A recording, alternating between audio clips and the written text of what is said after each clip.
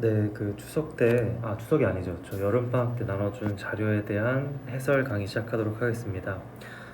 제가 이제 화면에서 문제를 직접 풀면서 해당 문제에 대해서 해설을 진행할 예정이고, 제가 혹시나 해설을 안 하고 넘어가는 문항이 있으면 그 문항은 너무 난이도가 쉽거나 범위에서 벗어나는 거라서 굳이 풀이하실 필요 없습니다. 그래서 이제 해설을 듣고 싶은 문제가 있으면 스크롤을 넘기다가 해당 문제를 제가 띄워놓고 풀 때 풀이해 주시면 될 것 같아요. 제가 최대한 간략하고 짧게 영상을 만들 거기 때문에 스크롤로 보시면서 넘어가 주시면 좋을 것 같습니다. 가장 먼저 이제 날씨와 우리 생활 파트 보시면 돼요. 요 문제를 찾아주시면 됩니다. 제가 한 3초 동안 아무 말 안 할 테니까 요 페이지를 찾을 때까지 잠깐 시간을 드릴게요. 네, 다 찾았으면 문제 바로 풀이하도록 하겠습니다. 이제 1번 보시면 이건 이제 물의 증발에 대한 문제가 나와 있는데, 아무래도 여기가 공간이 더 넓기 때문에 더 많이 증발할 수 있겠죠, 그렇죠? 그래서 아마 물의 높이가 둘이 같았다면 얘가 더 많이 줄어들었을 겁니다.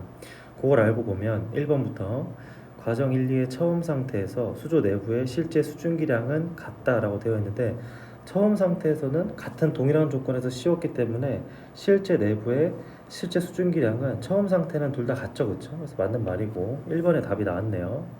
이번에 3, 4일 후 수조 속의 공기가 최대한 포함할 수 있는 양은 과정 1과 과정 2가 동일하다라고 되어 있는데, 수증기량은 봤을 때 최대로 포함할 수 있는 양은 얘네 둘이가 공기의 양이 다르기 때문에 서로 다릅니다.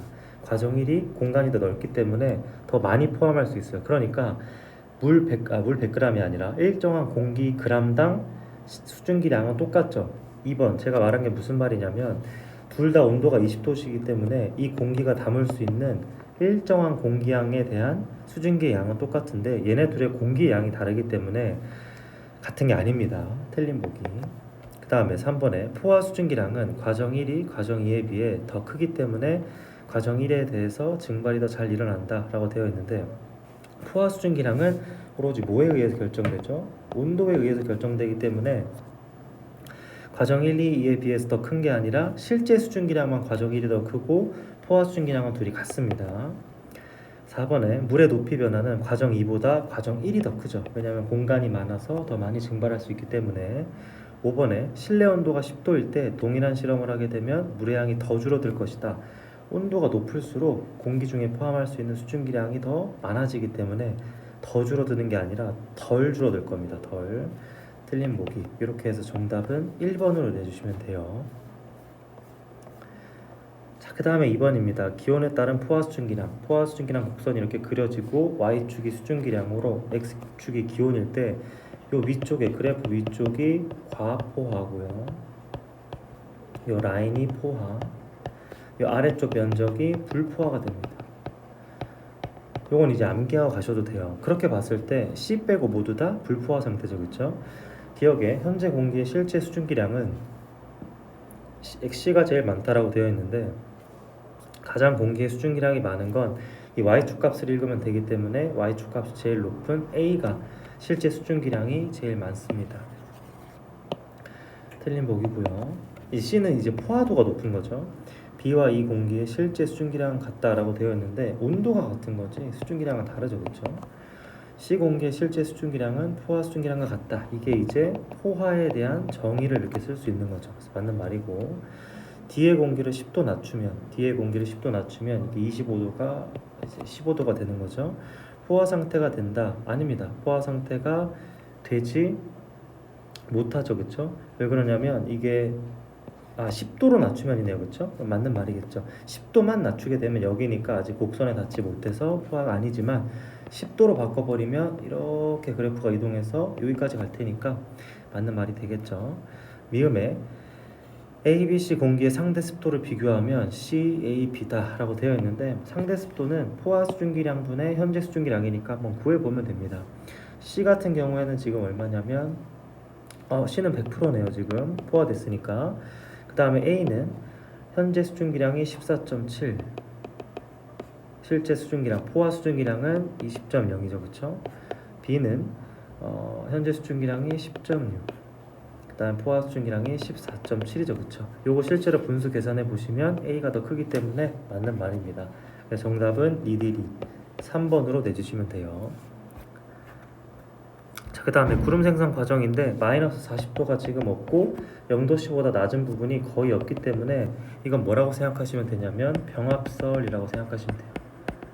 빙정설은 마이너스 40도씩으로 40도나 그러니까 매우 낮은 온도가 그림에 나와 있으면 빙정설이고 지금은 이 상태에서 물방울이 모여서 내리는 거기 때문에 병합설입니다. 저희도 지방에서 구름이 생성되는 과정이다 맞는 말이고요. 공기 덩어리가 상승할수록 기온이 낮아지죠, 그렇죠? 맞는 말입니다. 공기 덩어리가 팽창할수록 외부로 열이 빠져나간다라고 했는데 우리 구름 생성 과정에서 뭐라고 배웠냐면 이건 이제 지식적으로 알고 있어야 되는데 단열 팽창이라고 하죠. 그렇게 좋은 문제는 아닌데 단열 팽창에 대해서 알고 있니 이 얘기입니다. 그러니까 구름이 온도가 낮아질 때는 열 에너지가 부피가 커지면서 분산되는 거지 어디로 빠져나가는 게 아니라 열 에너지 자체는 그 안에서 보존이 되는데 부피가 커지는 거라서 단열 팽창, 열이 이동하지 않는 단열 팽창하게 됩니다. 온도가 내려가긴 하더라도. 그래서 외부로 빠져나간다는 틀린 말이에요. 이 문제는 3번 자체가 문제가 되게 자세하거나 친절하지 않고 조금 좋지 않은 문제라고 생각이 돼서 이 D급번 보기를 단열 팽창을 떠올릴 수 있냐 요걸 이제 포인트로 하시면 될 것 같고 답은 3번입니다. 그 다음에 이제 기단에 대한 내용이 나와 있는데 1월에 영향을 미치고 있는 게 이게 시베리아가 될 거고요. 그렇죠? 그 다음에 지금 여름인 D가 뭐가 될까요? D가 여름이니까 북태평양이 되겠죠, 그렇죠? 그 다음에 여름 초시기, 여름 초반에 장마를 내리는 애가 누구냐면 여름 초반에 보통 장마가 오잖아요. 이때가 오우츠크입니다. 그 다음에 B가 양쯔강이에요. 양쯔강은 주로 봄에 이제 영향을 미치죠, 그렇죠? 그래서 우리가 봄에 황사가 오는 이유가 뭐냐면 양쯔강 기단이 주로 보시면 봄에 오기 때문에 얘가 중국에서 들어오잖아요, 그렇죠? 그때 뭘 가져오는 겁니까? 황사를 가져온다라고 생각하시면 되겠죠. 이렇게만 알고 지금 할당을 다 했기 때문에 문제 푸는데 큰 무리가 없습니다. 자, A는 B보다 기온이 높다. 겨울이니까 A가 더 낮겠죠, 그렇죠? 틀린 보기.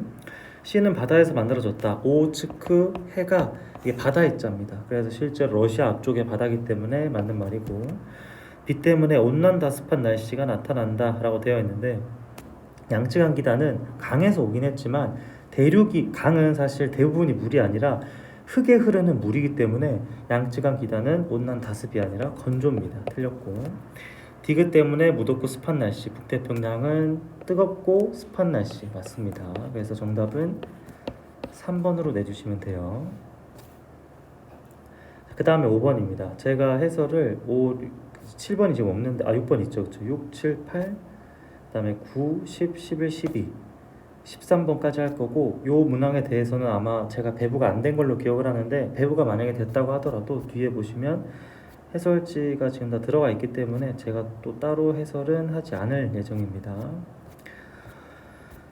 그리고 사실 이 뒷문제는 더 안 풀어보셔도 돼요. 13번까지만 풀어보셔도 충분합니다. 자, 그러면 5번으로 와서 가다는 포화 수증기량과 실제 수증기량 지금 가에서 다로 갈수록 포화 수증기량이 더 가까워지니까 습도가 더 높아지고 있는 거죠. 상대 습도가 그렇죠? 기억에 상대 습도는 가가 가장 낮다 맞는 말이고요. 실제 수증기량은 지금 보시면 동그라미 까만 색깔 동그라미 나와 있죠. 가나다 중에서 실제 수증기량은 다가 제일 높죠. 그 다음에 나, 그 다음에 갑니다. 포화 수증기량은 지금 봤을 때 온도가 지금 어때요? 다 똑같기 때문에 둘 다 같아요. 그럼 사실상 2번으로 내줄 수 있는데 리을 보시면 같은 조건에서 공기가 상승했을 때 가장 빨리 구름이 생성되는 건 다죠. 이게 왜 그러냐면 공기가 올라가게 되면 단열 팽창을 통해서 온도가 내려가고 이 약간 어두운 약간 좀 까맣진 않지만 요 커다란 원으로 표시된 포화 수증기량이 쪼그라들게 되면 이 까만 원이랑 만났을 때부터 슬슬슬슬 이제 수증기가 연결이 되게 되는데 이게 까만 애가 크면 클수록 만날 확률이 더 높겠죠, 그렇죠? 빨리 만나게 될 거고 그래서 정답은 기억 리을입니다. 6번 문제 보시면 이제 포화 수증기량을 계산하는 문제가 나오는데 이게 중등 내신 문제에서 이렇게 많이 나오기 때문에 이 부분에 대해서도 연습을 한번 해보자 그런 취지로 제가 넣은 거고요. 공기 1kg에 포함되는 포화 수증기량을 나타낸 것이다. 이제 이거는 킬로그램 기준이고 공기 1kg 기준의 수증기량 그람수 온도별로 나타낸 거고 현재 기온이 30도랍니다. 그러니까 여기겠죠, 그렇죠? 습도가 30%인 방에 창문을 닫고 가습기를 틀어 습도를 80%까지 높이려고 한다. 몇 그램의 수증기를 더 공급해야 하는가? 자, 30도씨일 때는 1kg당 방 안의 공기가 딱 1kg네요. 그럼 뭐 굳이 전체 공기 양을 따질 필요는 없고 30g이 있을 때 얼마가 실제로 있는데 이게 100분의 30이라는 거죠. 그렇죠? 그러면 이거를 계산을 해주면 이렇게 해도 되고 뭐 굳이 이렇게 하실 필요 없이 30%라는 건 0.3을 곱하면 되니까 얼마예요? 9g인 거죠. 그렇죠? 실제로 지금 9g이 있는데 80%가 된다면 0.8을 곱해주면 이게 얼마입니까? 24g이죠. 그렇죠? 그러면 지금 9g만큼 있는데 24g만큼 가져야 한다면 내가 얼마를 넣어주면 돼요? 15g만큼을 넣어주면 되죠. 그렇죠? 정답은 3번으로 내주시면 됩니다. 그 다음에 만약에 제가 문제를 이제 쭉쭉 풀이하고 있는데 풀이하다가 풀이를 잘 모르겠다라고 하면 지금 얼마 안 남았잖아요. 그렇죠? 그러니까 학원에다 전화를 하셔서 제 이제 이름은 과학부 요거거든요. 그래서 제 이름 얘기하시고 제 연락처 물어보시면 언제든 저한테 질문할 수 있으니까. 그리고 제가 이 영상을 보는 친구들을 위해서 제 휴대전화 번호도 알려드릴게요. 그래서 이 번호로 저한테 연락을 주시면 제가 질문 답변 언제든지 해줄 거니까 편하게 질문하시면 돼요. 자, 그 다음에 봅시다. 모래와 물을 가열했을 때 당연히 이게 온도가 더 급격하게 올라갈 거고 천천히 올라가겠죠. 왜? 물은 비열이 커서 온도 변화를 시키기가 어려우니까. 그래서 여기 모래고 여기 물일 겁니다. 기억에 항연기가 모래에서 물 쪽으로 움직인다. 자, 이건 이제 해풍, 육풍에 대한 문제인데 모래 위가 더 뜨겁고 뜨거운 공기는 상승기류를 나타내고요. 차가운 공기는 하강기류죠. 그렇죠? 하강기류는 뭐예요? 하강기류는 고기압이고 상승기류는 저기압입니다. 그러니까 여기가 저, 여기가 고가 되겠죠. 바람은 고에서 저죠. 항연기가 모래에서 물 쪽으로 움직인다 라고 되어 있는데 그게 아니라 물에서 모래로 가고요. A는 물, B는 모래의 온도 변화다. 틀렸습니다. 이렇게 하자마자 답이 2번으로 나오는데 디귿에 가열하면 모래 위의 기압이 물 위의 기압보다 낮아진다. 맞는 말이고요. 가열하면 모래 위의 공기가 물 위의 공기보다 더 빨리 데워진다. 맞는 말입니다. 이렇게 푸시면 돼요. 답은 2번. 구름 생성 과정인데 제가 아까 언급한 것처럼 이 번호에서 마이너스 40도보다 더 차가운 파트가 나와 있기 때문에 이걸 보자마자 어떻게 할 수 있냐면 빙정설이구나 라는 걸 알 수 있습니다. 이 빙정설에 대한 문제는 우리가 보통 시험 범위에서 빙정설은 얼음알갱이 관행각 물방울에서 승화 수증기 뭐 이런 얘기가 나오긴 하는데 그건 약간 과해서 제가 이 보기 중에서 여러분이 꼭 알아야 될 거랑 뭐 굳이 알 필요는 없는 것들을 구별을 해드릴 겁니다. 1번에 중위도나 고위도 지방에서 만들어진 구름이다. 맞는 말입니다. 보통 빙정설은 적도나 저위도고요. 수증기가 얼음알갱이에 달라붙어 얼음알갱이가 커진다 나와 있는데 요거는 이제 약간 보류하고 넘어가면 3번에 얼음알갱이가 무거워져서 녹지 않고 아래로 떨어지면 눈이 된다. 맞는 말입니다. 4번에 크고 작은 물방울들이 합쳐지면 무거워서 비로 내린다. 요게 뭐냐면 병합설에 대한 설명이죠. 그렇죠? 그래서 빙정설에 대한 설명으로는 틀린 겁니다. 답은 4번을 내주시면 되고 5번에 구름이 가뭄이 계속될 때 드라이아이스를 뿌려 인공적으로 비를 내릴 수 있게 한다. 이것도 맞는 말입니다. 그냥 상식처럼 알고 가시면 되고 여러분들이 그 인공 강우 같은 거 들어봤나요 혹시? 그런 거에 대한 방식이 이거라고 생각하시면 돼요. 드라이아이스를 공중에서 뿌려서 로켓 같은 걸로 쏴서 공중에서 드라이아이스가 들어있는 로켓을 터뜨리는 거죠. 그렇죠? 그런 식으로 진행할 수 있고 그 다음에 이제 얼음알갱이에 달라붙어서 얼음알갱이 커진다. 이것도 그렇구나 하고 지나가시면 돼요.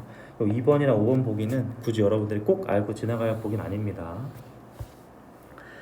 그 다음에 이제 감압 장치로 구름 생성 과정을 지상에서 주행한 거라고 보시면 되는데 1번부터 보시면 펌퍼를 여러 번 압축했다라는 건 기압을 높였다가 펑 하고 연 거니까 공기가 밖으로 쏟아져 나와서 공기가 부피가 늘어나는 단열 팽창하는 걸 보여주는 겁니다. 내외 공기가 단열 팽창한다. 맞고요. 공기 온도가 낮아진다. 맞습니다. 팽창하게 되면 입자 사이의 거리가 멀어져서 온도가 낮아지죠. 상대 습도가 높아진다 라고 되어 있는데 상대 습도가 높아집니다. 왜 그러냐면 포화 수증기량이 있고 상대 습도는 분모에 그 다음에 실제 수증기량이 있죠. 그렇죠? 그랬을 때 요 값은 잘 모른다고 하더라도 분명히 온도가 떨어지면 포화 수증기량이 줄어들기 때문에 분모가 작아지니까 이 값은 전체적으로 커지게 됩니다. 그래서 맞는 말이고 내부 공기 속 포화 수증기량이 감소한다 라고 되어 있는데 맞는 말이고요. 그 다음에 5번에 실제 수증기량은 변화가 없다. 아닙니다. 왜 그러냐면 포화 수증기량이 줄어들다가 수증기가 응결되게 되고 실제 수증기량은 줄어들게 됩니다. 그래서 정답은 5번이에요. 네, 요거는 이제 겹치는 문제죠, 그렇죠? 중복되는 문제이기 때문에 제가 따로 더 풀이하진 않을게요. 앞부분 문제는 겹치니까. 요것도 겹치네요, 그렇죠? 요것도 겹치고, 요것도 겹치죠, 그렇죠? 넘어가는 걸로 하고 13번 봅시다. 구름 입자와 빗방울의 크기를 나타낸 것이다. 강수에 대한 설명으로 옳은 것은 안개 입자는 0.2, 구름 입자는 0.02, 빗방울은 2ml다. 자, 나와 있는데 문제 보시면 1번에 구름에서 비나 우박이 땅에 떨어지는 것을 강수라고 한다. 네, 맞는 말이고요. 구름 입자가 매우 작고 가벼우면 비나 눈으로 내오지 못한다. 맞는 말이죠. 왜 그러냐면 구름 입자가 매우 작으면 더 뭉쳐야 되지 아직 안 뭉쳤을 때는 내릴 수 없기 때문에 내리지 못한다. 맞는 말이고요. 3번에 하늘에 구름이 있어도 반드시 강수 현상이 발생하는 건 아니다. 이건 알고 있죠, 그렇죠? 그냥 구름이 떠 있을 수 있으니까. 구름 입자가 100개 이상 모이면 빗방울 하나가 만들어질 수 있다. 지금 여기서 구름 입자가 만약에 100개 모이게 된다면 지름이 어떻게 될까요? 딱 100배가 되겠죠, 그렇죠? 그렇기 때문에 모일 수 있다라고 생각하시면 되고, 비나 눈이 내리기 위해서는 구름 입자가 빗방울 크기만큼 성장해야 된다라고 되어 있는데, 눈이 내리는 건 이거랑 별개의 얘기입니다. 눈의 크기랑 빗방울의 크기가 지금 언급이 안 돼 있기 때문에 비에 대해서는 맞는 말인데 눈은 뭐 크기가 모르니까 모르죠, 그렇죠? 빗방울만큼 모여서 얼어야 되는 건 아니기 때문에 이게 빗방울과 눈 사이의 공기 저항도 다르고 지금 눈에 대해서 언급이 없기 때문에 눈에 대해서는 알 수가 없습니다. 그래서 지금 1, 2, 3, 4번은 다 맞는 말이고 5번만 틀린 말이다 라고 해서 답은 5번으로 내주시면 되겠습니다. 이렇게 해서 첫 번째 파트는 마치고 두 번째 파트 해설로 넘어가도록 할게요. 두 번째 파트는 태양계 파트가 될 겁니다.